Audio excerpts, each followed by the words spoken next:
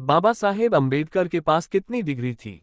Bharat Ratna doctor Bhimrao Ambedkar के पास 32 डिग्रियों के साथ 9 भाषाओं के सबसे बेहतर जानकार थे।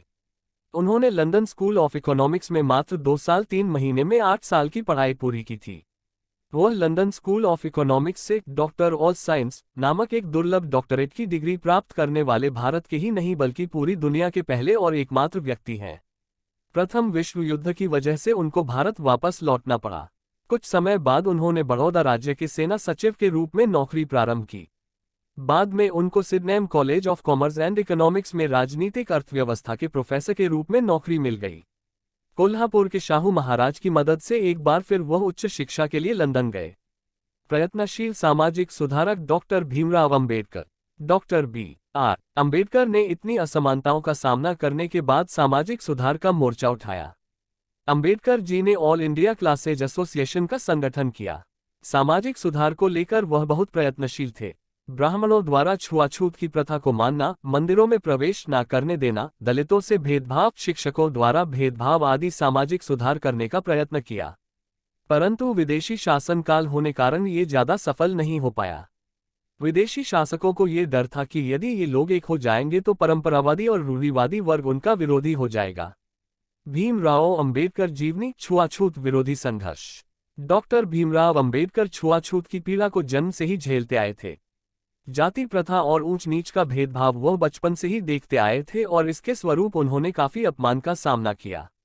डॉक्टर भीमराव अम्बेडकर ने छुआछूत के विरुद्ध संघर्ष किया और इसके जरिए वे निम्न जाति वालों को छुआछूत की प्रथा से मुक्ति दिलाना चाहते थे और समाज में बराबर का दर्जा दिलाना चाहते थे। 1920 के दशक में मुंबई में डॉक्टर भीमराव अम्बेडकर ने अपने भाषण में ये साफ साफ कहा था कि जहां मेरे व्यक्तिगत हित और देश हित में टकराव होगा वहां पर मैं देश के हित को प्राथमिकता दूंगा, परंतु जहां दलित जातियों के हित और देश के हित में टकराव होगा वहां मैं दलित जातियों को प्राथमिकता दूंगा। वे दलित वर्ग के लिए मसीहा के रूप में सामने आए जिन्होंने अपने अंतिम क्षण तक दलितों को सम्मान दिलाने के लिए संघर्ष किया। सन 1927 में अछूतों को लेने के लिए एक सत्याग्रह का नेतृत्व किया और सन 1937 में मुंबई में उच्च न्यायालय में मुकदमा जीत लिया। डॉक्टर भीमराव अम्बेडकर बनाम गांधी जी। सन 1932 में पुणे समझौते में गांधी और अम्बेडकर आपसी विचार विमर्श के बाद एक मार्गदर्शन पर सहमत हुए। वर्ष 1945 में अम्बेडकर ने हरिजनों का पक्ष लेने के लिए महात्मा गांधी के दावे को चुनौती दी और what Congress and Gandhi have done to the untouchables सन 1945 नामक लेख लिखा। सन 1947 अम्बेडकर भारत सरकार के कानून मंत्री बने। डॉक्टर भीमराव अम्बेडकर गांधी जी और कांग्रेस के उग्र आलोचक हैं। 1932 में ग्राम पंचायत बिल पर मुंबई की विधानसभा में बोलते हुए अम्बेडकर जी ने कहा, बहुतों ने ग्राम पंचायतों की प्राचीन व्यवस्था की बहुत प्रशंसा की है।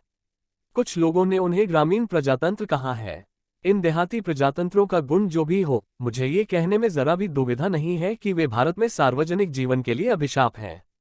यदि भारत राष्ट्रवाद उत्पन्न करने में सफल नहीं हुआ, यदि भारत राष्ट्रीय भावना के निर्माण में सफल नहीं हुआ, तो इसका मुख्य कारण मेरी समझ में ग्राम व्यवस्था का अस्तित्व है। डॉक्टर भीमराव अम्बेडकर राजनीतिक सफर। 1936 में बाबा साहेब जी ने स्वतंत्र मजदूर पार्टी का गठन किया था।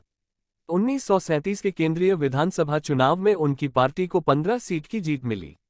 अम्बेडकर जी अपनी इस पार्टी को all India schedule caste party में बदल दिया। इस पार्टी के साथ वे 1946 में संविधान सभा के चुनाव में खड़े हुए, लेकिन उनकी इस पार्टी का चुनाव में बहुत ही खराब प्रदर्शन रहा। कांग्रेस व महात्मा गांधी ने अछूते लोगों को हरिजन नाम दिया, जिससे सब लोग उन्हें हरिजन ही बोलने लगे, लेकिन अम्बेडकर जी को ये बिल्कुल पसंद नहीं आया और उन्होंने उस बात का विरोध किया था। उनका कहना था, अछूते लोग भी हमारे समाज का एक हिस्सा है, वे भी बाकी लोगों की तरह आम व्यक्ति ही हैं। अम्बेडकर जी को रक्षा सलाहकार कमेटी में रखा गया। वायसराय एग्जीक्यूटिव परिषद में उन्हें लेबर का मंत्री बनाया गया था। बाबा साहेब आजाद भारत के पहले लॉ मंत्री भी बने थे।